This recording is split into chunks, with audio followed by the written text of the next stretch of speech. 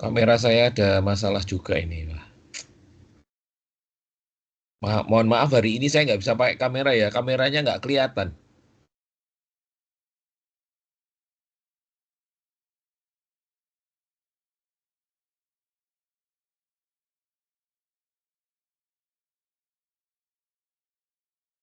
Oke, sebelumnya saya mau manggil satu-satu ya, yang hadir malam hari ini sebelum saya masuk ke materi.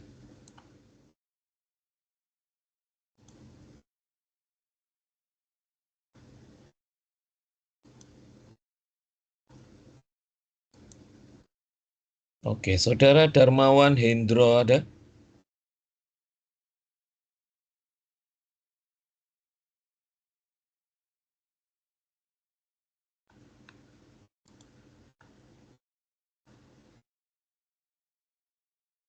Saudara Darmawan Hendro ada?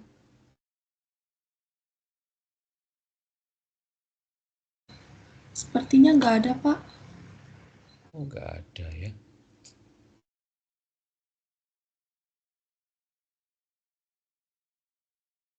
Di sini semester 9 baru. Ngambilnya baru ngambil ini. Aulia Nafis ada? Aulia Nafis ada? Tidak ada.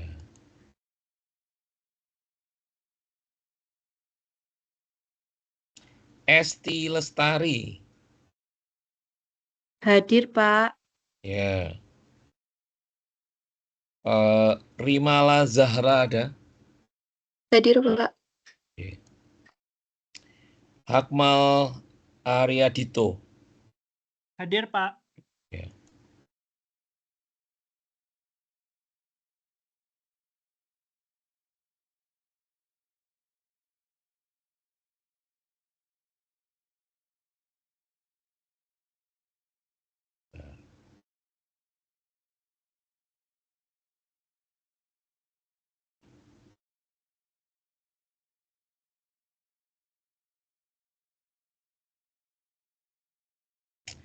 Widya Kurniawan.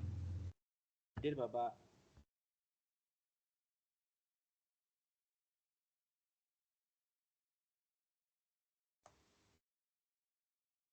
Bobi Nugroho. Hadir, Bapak. Rajib Wahyu Nugroho. Hadir, Bapak. Padma Gitaning. Hadir, Pak. Saraswati. Hadir, Pak.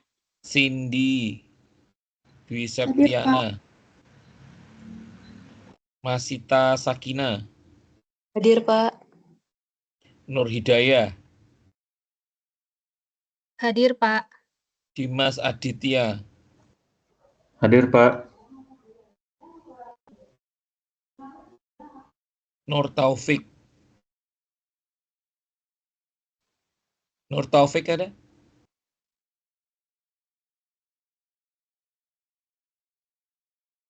Nur Taufik ada?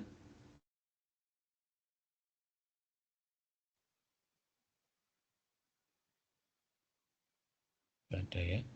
Arinda Tira Ada, ada? Pak. Sepertinya mic-nya trouble, Pak. Pak Taufik. Siapa? Pak Nur Taufik sepertinya mic-nya trouble, Pak. Nah, terus nanti kalau saya tanyain jawabnya gimana ya? Kalau mic-nya trouble.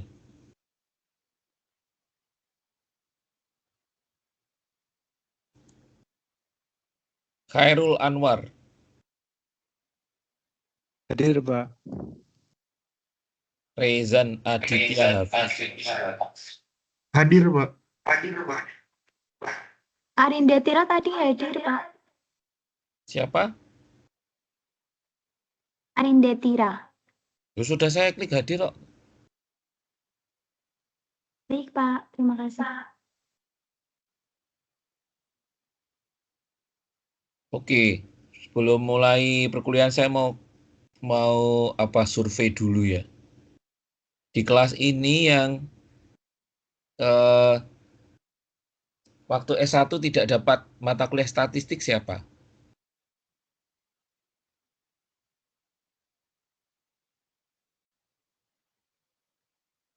Waktu S1-nya tidak dapat mata kuliah statistik ada nggak?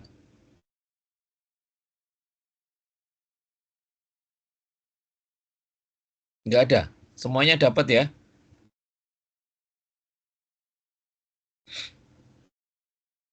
Dapat, Pak.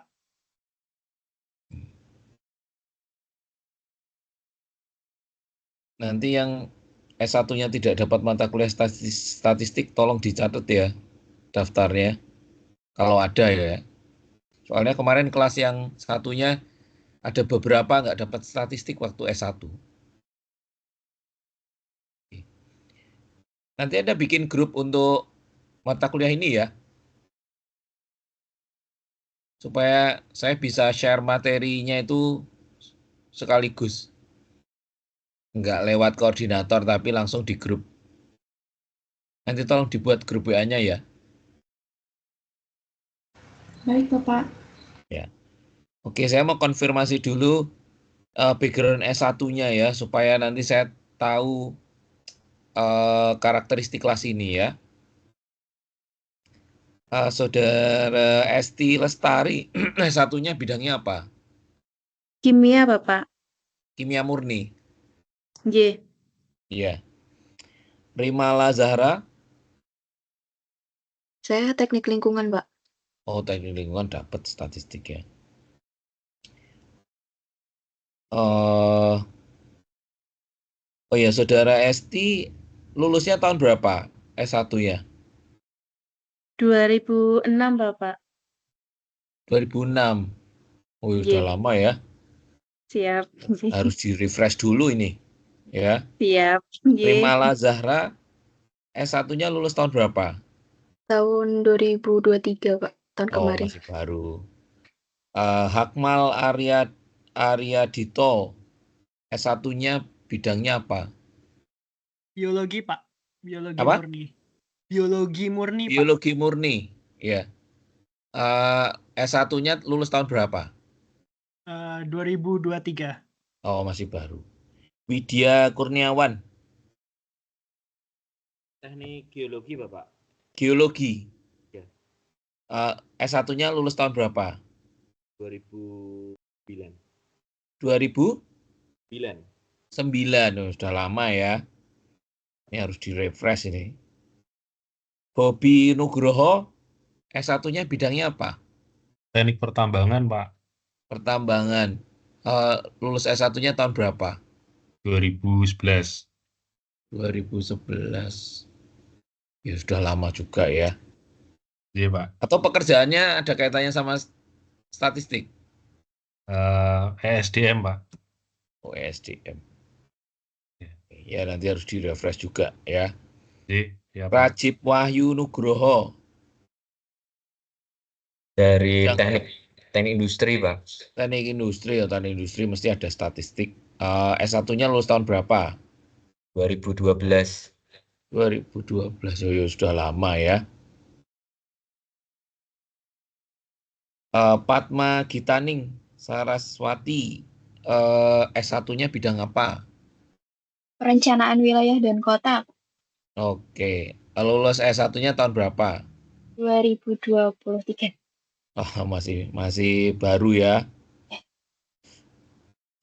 Masita, Teknik lingkungan, Pak, 2023. oke. Cindy, Kesehatan lingkungan, Pak, lulusnya Kesehatan tahun 2023. oke, masih fresh. Nur Hidayah, Ilmu kelautan, Pak. oke. Lulus tahun berapa S1-nya? 2022, Pak. Oke.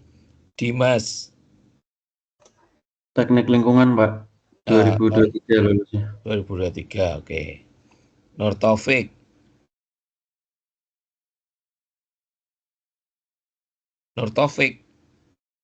oh, ini mic-nya yang bermasalah ya. Wah, agak repot nih diajak ngobrol nih. Nanti kalau ada yang kayak gini lagi, saya maunya pakai Zoom ya. Saya nggak mau kuliah model kayak gini ini ya. Kendalanya macam-macam. Ya.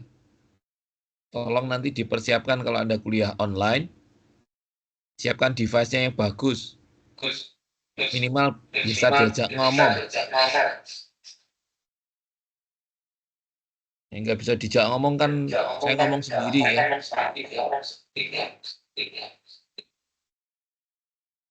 Arinda, S1-nya bidang apa? Saya S1 manajemen, Pak. Manajemen apa?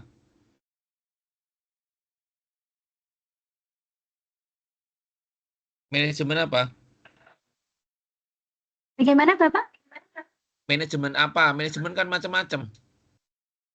Saya S1 manajemen yang di FEB, Pak. Hanya manajemen aja. FEB. Iya, Oh iya, tahun berapa lulusnya? saya tahun 2021, Pak. 2021 masih baru. Khairul Anwar. Dari teknik lingkungan, Pak. Lulus Ya. 2019, Pak. 2019. Rezan. Saya dari teknik lingkungan, Pak, lulus 2024, Pak. 2024. Oh, masih fresh ya. Oke. Karena saya sudah mensurvei Anda, ya. Berikutnya saya akan kenalan dulu.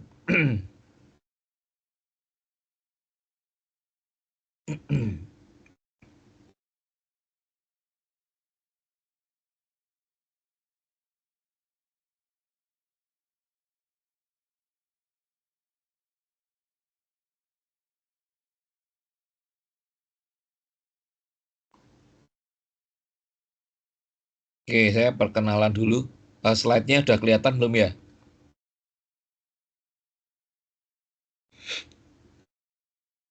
Belum, Pak. Belum, Pak. Belum terlihat, Pak.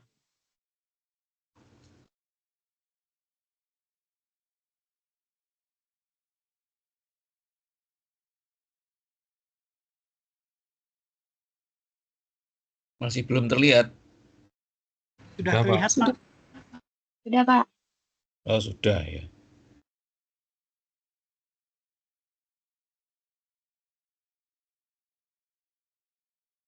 Jadi nama, wah, bentar. Slideshow.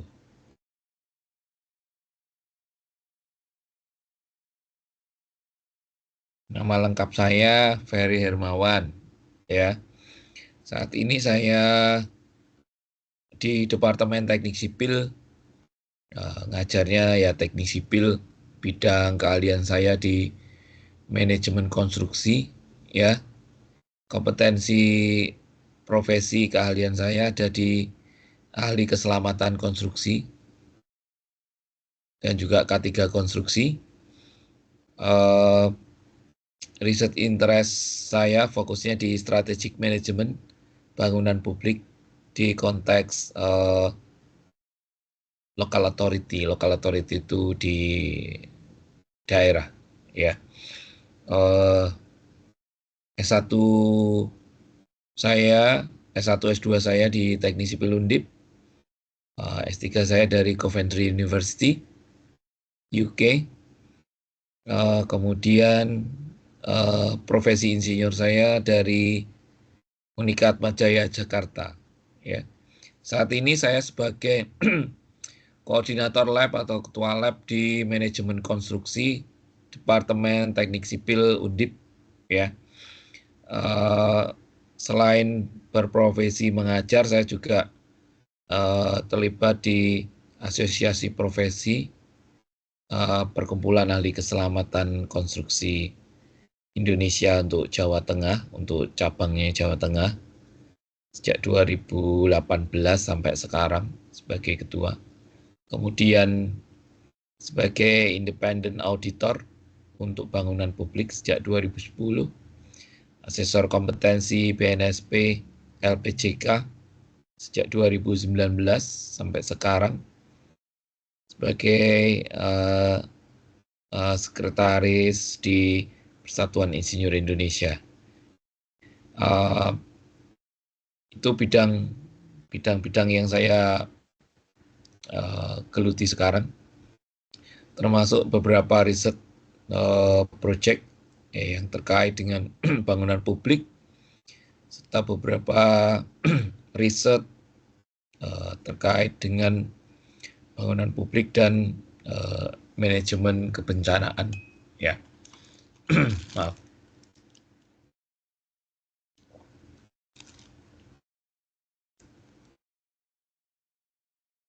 Beberapa publikasi saya terkait dengan bidang keahlian saya, terkait dengan topik leadership, kemudian bangunan heritage, kemudian manajemen bencana, retrofit bangunan heritage, dan beberapa yang lain. Ya, itu sedikit perkenalan dari saya.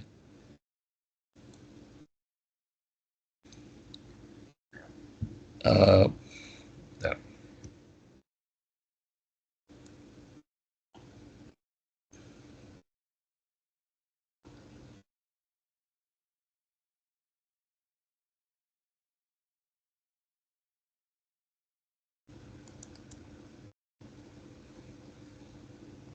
Oh ya, nanti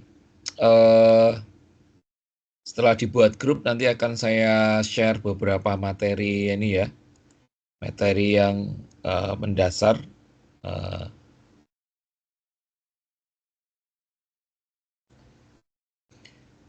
Sebelum memulai materi slide-nya, saya akan coba overview dulu. Nanti akan saya share juga di grup ya.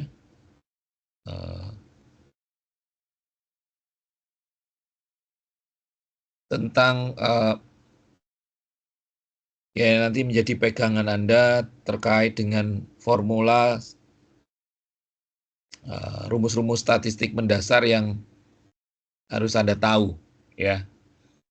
Nah, ini beberapa akan saya kenalkan dulu supaya sambil refreshing yang sudah lebih dari 10 tahun ya, tidak menjamah textbook ya.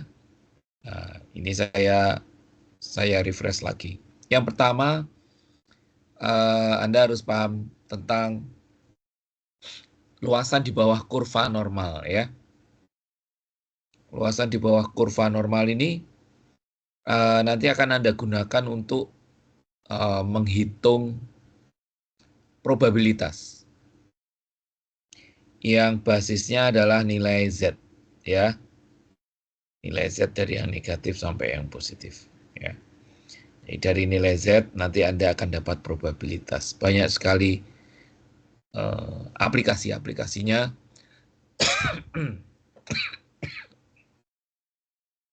terkait dengan penggunaan luasan di bawah kurva normal.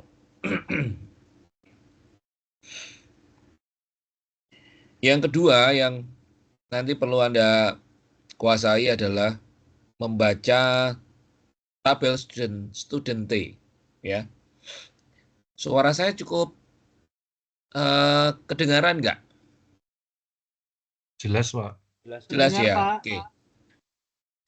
Jadi tabel student T ini nanti akan Anda gunakan untuk menghitung nilai T tabel. Ya. Jadi T tabel ini akan Anda gunakan sesuai dengan data dan konteks kasusnya, ya. Apakah dia nanti itu one tail atau two tail, ya, uji satu pihak maupun dua pihak. Uji satu pihak itu ada satu pihak kanan dan satu pihak kiri, ya. Kalau uji dua pihak berarti dua sisinya, ya, dua sisinya. Oke, uji satu pihak kanan itu artinya batas maksimum, ya. Sebentar.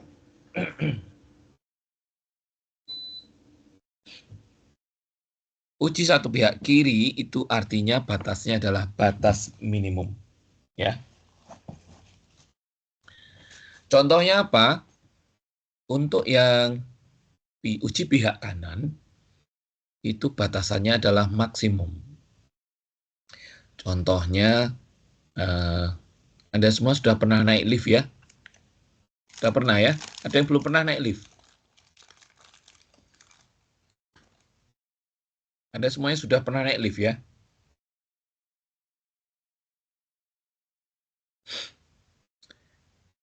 Saya mau tanya, ada naik lift itu kalau kapasitasnya 1000 kilo bebannya. Kemudian ada 11 orang masuk ya, sambil membawa sambil membawa barang-barang. Kemudian di total beratnya lebih dari 1000 kilo. Apa yang terjadi?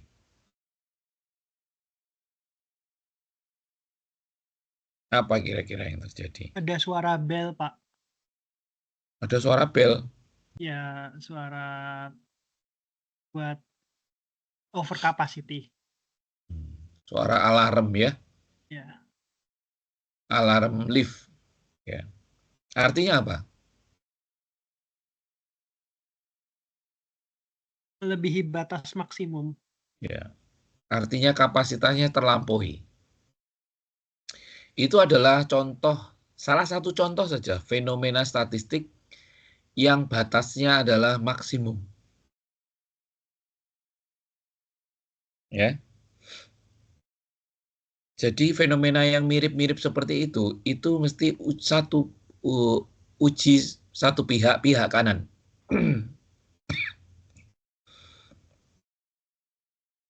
Lalu apa contohnya kalau uji pihak kiri? Ya contohnya apa? Anda semua sudah pernah kirim paket belum ya? Di kantor pos atau di kurir apa itu? JNE atau Sudah, Pak. sudah pernah ya?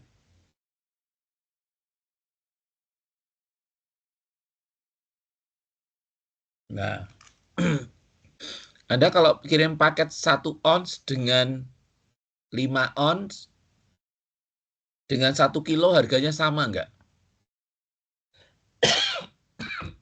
Beda, Pak. Beda. Sama. Harganya ya, saya nggak nanya beratnya. Anda kena casnya sama. Ya. Oh, sama, Pak. Oh, Anda kena casnya sama. Titipan paket mana yang 1 on lebih murah daripada yang 1 kilo? Nggak ada. Kenapa? Karena itulah keuntungannya jasa kurir. Ya. Itu hukum dagangnya demikian.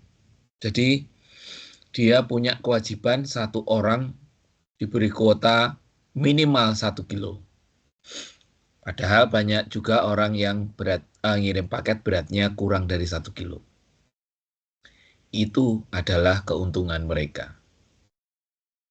Pak, kalau saya 1,5, 1,5 tetap dihitung 1,5 ya. Nggak mungkin Anda dibulatkan 2 kilo, mesti Anda teriak. Ya, itu adalah contoh fenomena statistik uji pihak kiri. Untuk yang kurva uji dua pihak, kanan kiri ya, contohnya apa? Contohnya kecepatan kendaraan di jalan tol. Ya. Kecepatan kendaraan di jalan tol itu Anda punya batas minimum kecepatan, tapi juga dibatasi maksimumnya. Ada yang tahu kenapa? Kecepatannya ada batas bawah dan batas atas. Ada yang tahu?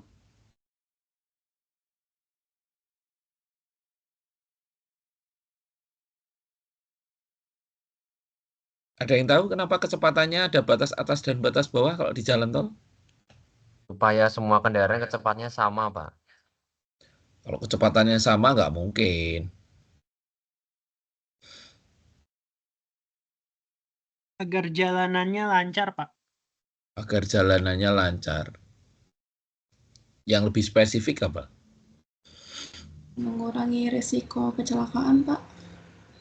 mengurangi risiko kecelakaan. Nah, kalau dia pakai kecepatan maksimum semua. Yang ada balapan ya. Ya, jadi sebenarnya filosofinya adalah jalan tol itu dirancang dengan kecepatan rencana. Kecepatan minimum itu adalah kecepatan tadi untuk mendapatkan ya waktu tempuh yang optimal. Ya, kalau di jalan perkotaan Anda memacu kendaraan 60 km per jam itu bisa nabrak-nabrak ya kalau kendaraannya banyak. Kecepatan kendaraan di jalan perkotaan itu dibatasi rata-rata maksimum adalah 50 km per jam. Ya. Jadi kalau di perkotaan kok ada tabrakan itu mesti ngebut. Ya, bisa dipastikan itu.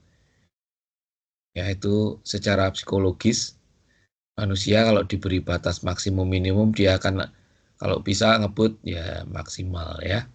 Tapi kalau di perkotaan itu dibatasi maksimum rata-rata maksimum 50 km per jam.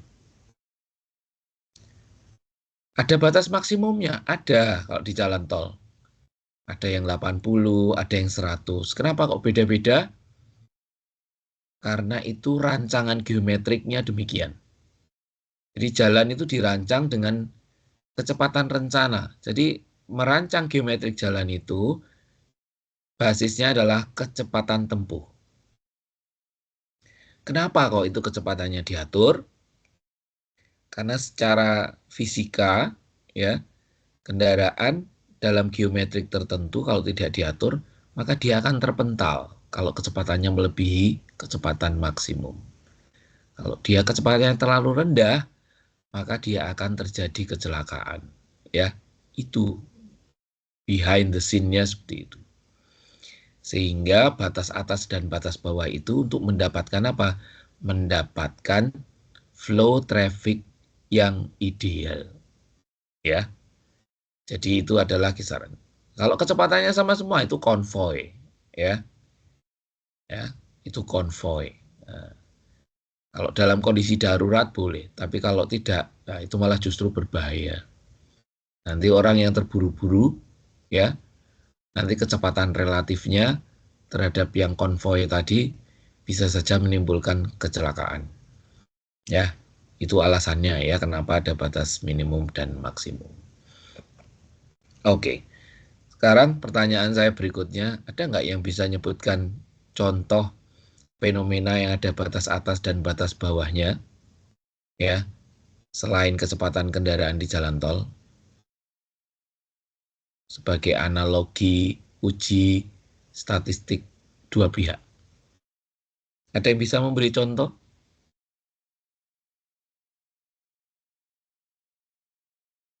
Ada?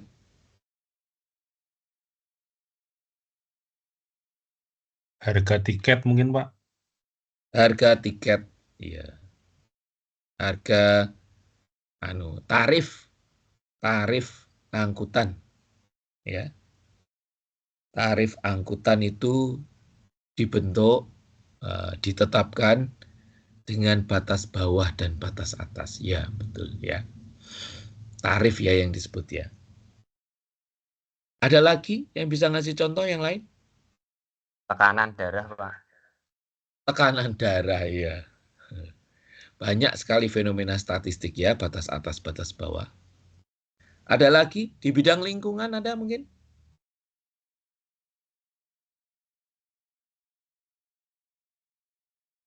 Kapasitas TPA, Pak. Kapasitas TPA ada batas minimum ya?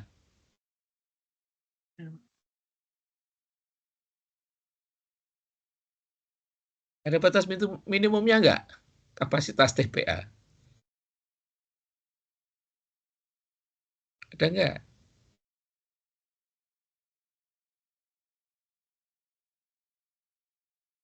Enggak ada ya. Adanya batas maksimum ya. Apalagi Kualitas udara, Pak. kualitas udara, ada batas minimum, ada batas maksimum? Ada, Pak. Ada. Kualitas udara, batas minimumnya berapa?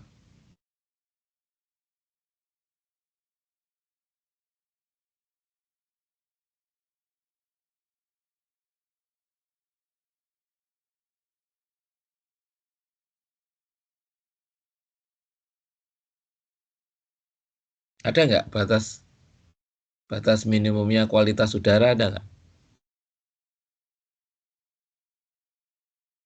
Mungkin adanya batas optimum ya, Pak. Optimum ya. Kalau Anda bicara ambang batas, itu batasnya maksimum ya. Benar nggak? Nah, biasanya kalau ada batas minimum maksimum itu banyak di teman-teman yang bicara tentang bahan kimia ya. Ada dosis obat ya. Dosis obat yang aman itu ya antara berapa sampai berapa. Saya masih ingat itu kalau diterangkan sama dokter, ya Bapak ini minum sehari 3 kali ya. Nanti kalau sudah sembuh berhenti. Nah, ada batas maksimumnya ya. Itu contoh itu ya. Tapi tidak semua resep seperti itu ya. Ada yang harus diminum sampai habis. Wah, gitu ya. Ada yang lain? Banyak sekali ya. Oke. Sekarang coba, ada yang bisa menyebutkan untuk yang batas minimum? Uji pihak kiri? Selain paket? Pengiriman paket? Ada yang bisa kasih contoh? Mungkin ada yang suka jalan-jalan ke Dufan? Nilai Naik wahana. kelulusan, Pak. Apa? Nilai kelulusan. Nilai kelulusan passing grade ya. Oke.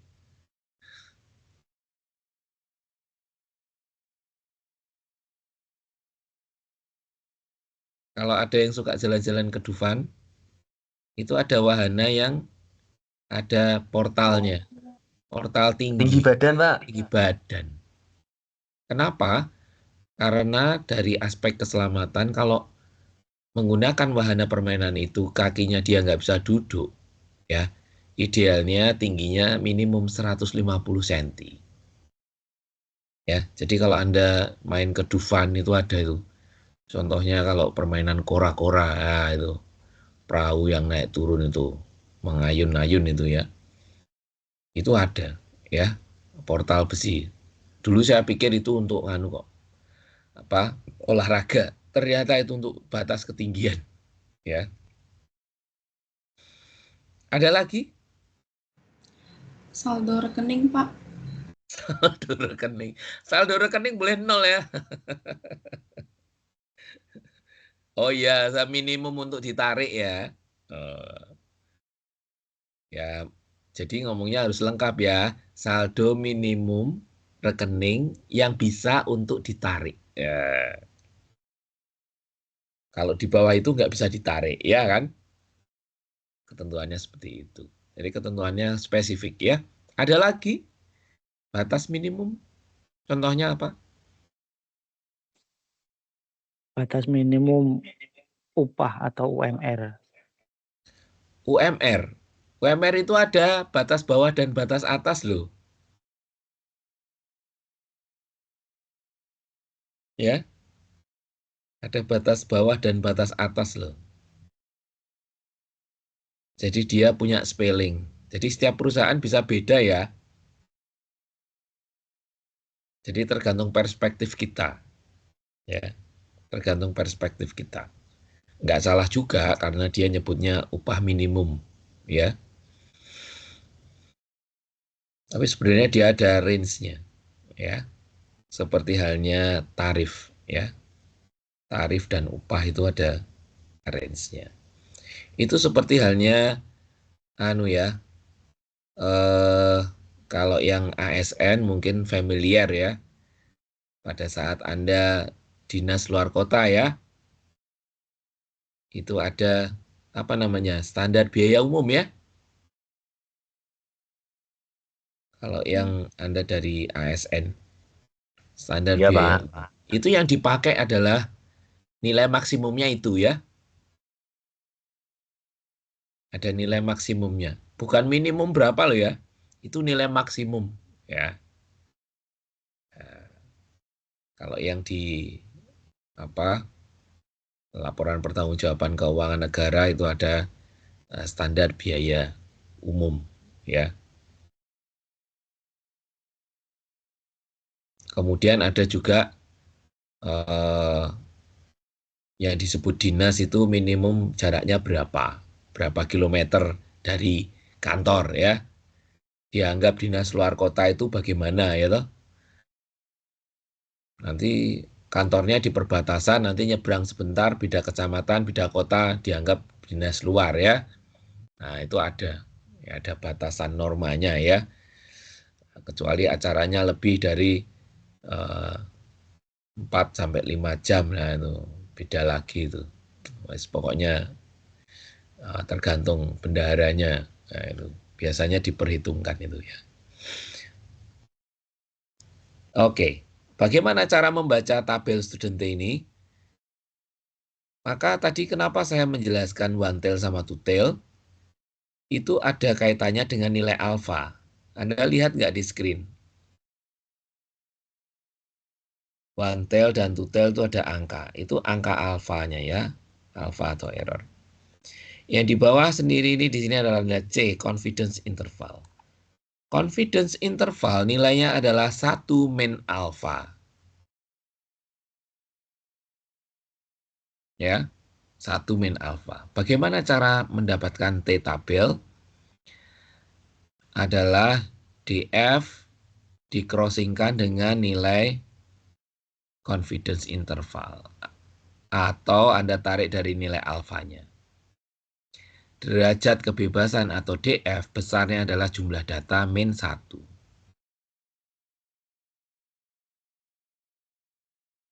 Oke. Bentar ya.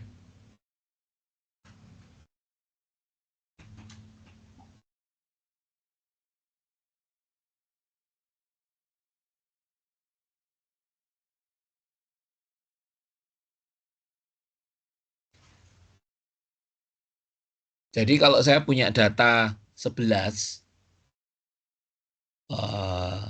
case-nya uji dua pihak, alfanya adalah 0,05, berapa nilai T tabelnya?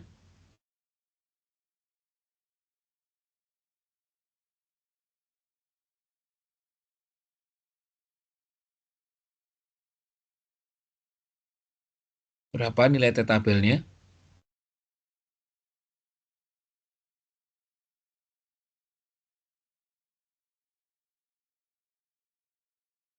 Halo?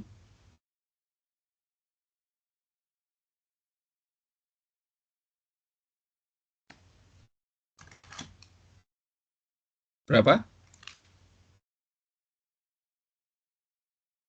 0,7 Pak. Oh, 0,7. Alfanya 0,05. Oh, 0,05. Kalau alfanya 0,5 itu errornya besar sekali, itu datanya nggak valid itu.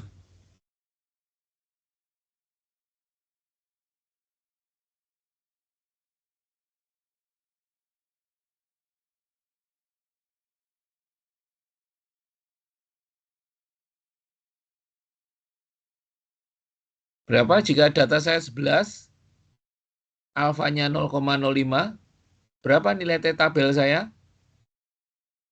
2,22 Pak.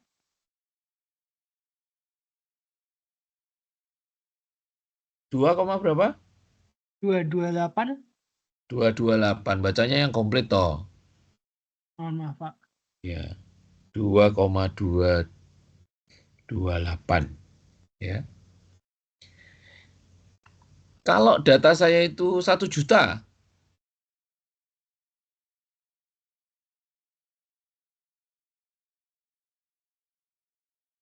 Alfanya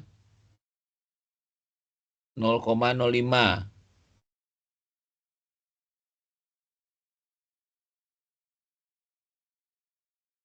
Berapa nilai T tabelnya?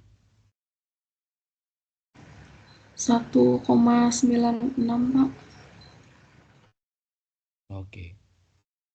Kalau data saya 76.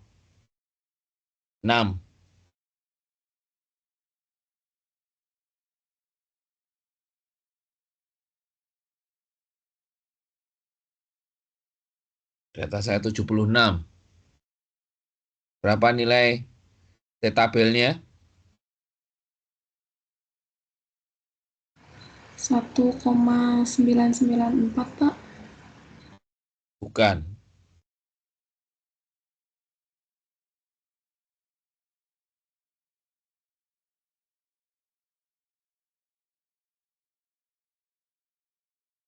Kalau data saya 76, berarti derajat kebebasannya berapa?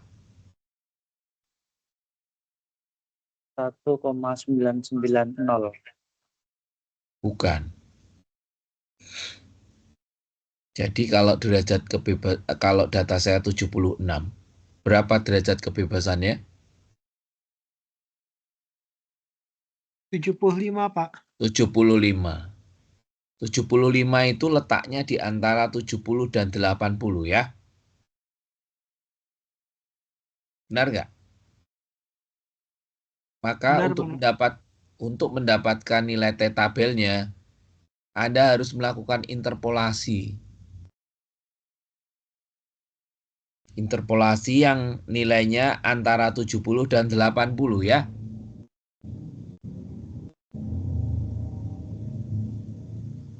Dibandingkan dengan posisinya angka 75-nya itu di mana.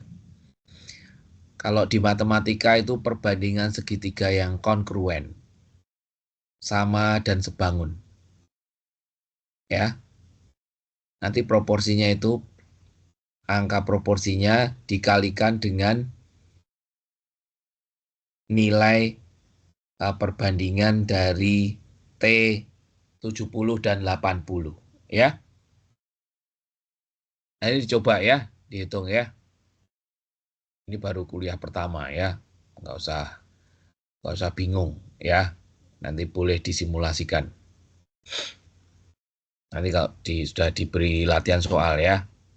Oke, berikutnya saya lanjut ke formula-formula yang bisa Anda gunakan di file ini ya.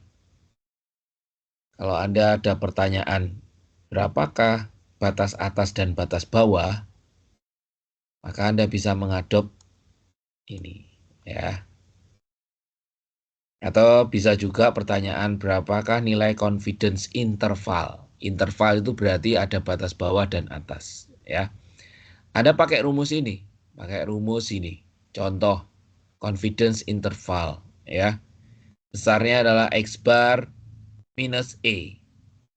Lebih kecil dari mu, lebih kecil dari X bar plus E. Jadi yang kanan adalah batas atas, yang kiri adalah batas bawah. Nilai E besarnya adalah, tadi Anda sudah belajar baca nilai T ya, nilai T sama dengan nilai Z ya, sama ya. Dikalikan standar deviasi data, dibagi akar N. N-nya adalah jumlah data total. Oke, ini lambangnya berbeda karena yang satu sigmanya atau standar deviasinya diketahui, yang satunya sigmanya tidak diketahui. Ya. Ada pertanyaan nggak sampai sini?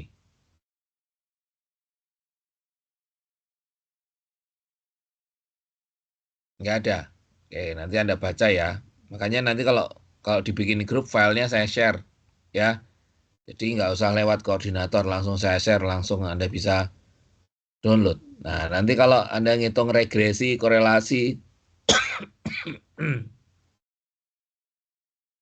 Anda sudah ada rumusnya ini ya. Koefisien determinan, korelasi,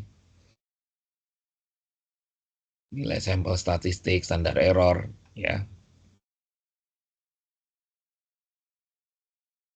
GC square ya. Nanti Anda bisa lihat. Tes hipotesis itu prosedurnya seperti apa. Lah ini ada nih.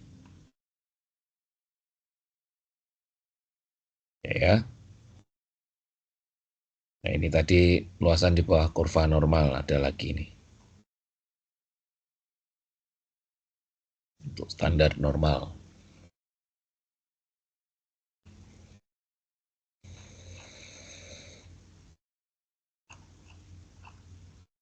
Oke. Sementara itu untuk materi apa ya? Pertama yang saya share, saya akan coba tampilkan materi berikutnya.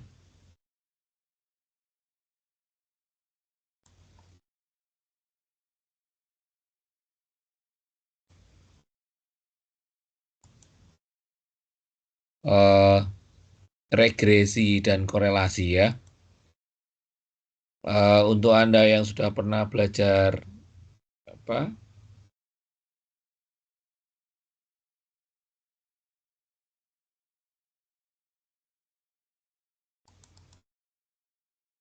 Statistik DS1 ini sebagai pengingat Anda ya.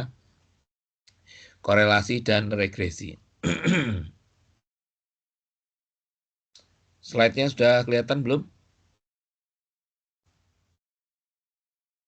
Belum, Pak.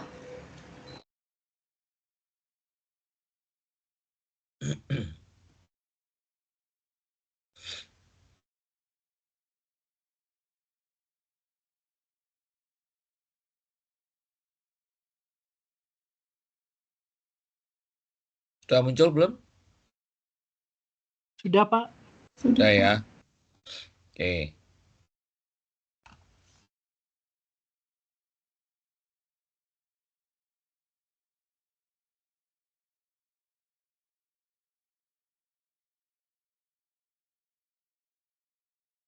Oke. Ini refreshing dulu ya. Nanti pertemuan pertama saya belum ngasih tugas dulu. Nanti pertemuan kedua dan ketiga saya ngasih tugas. Saya akan jelaskan dulu.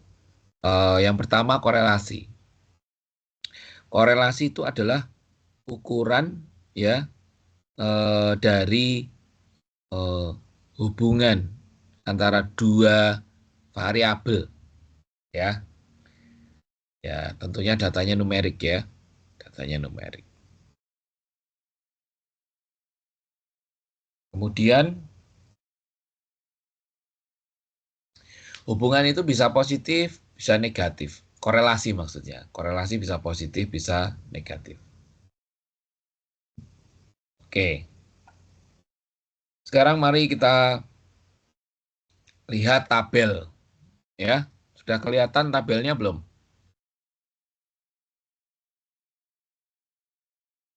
Maaf, Belum, Mas. Pak. Belum.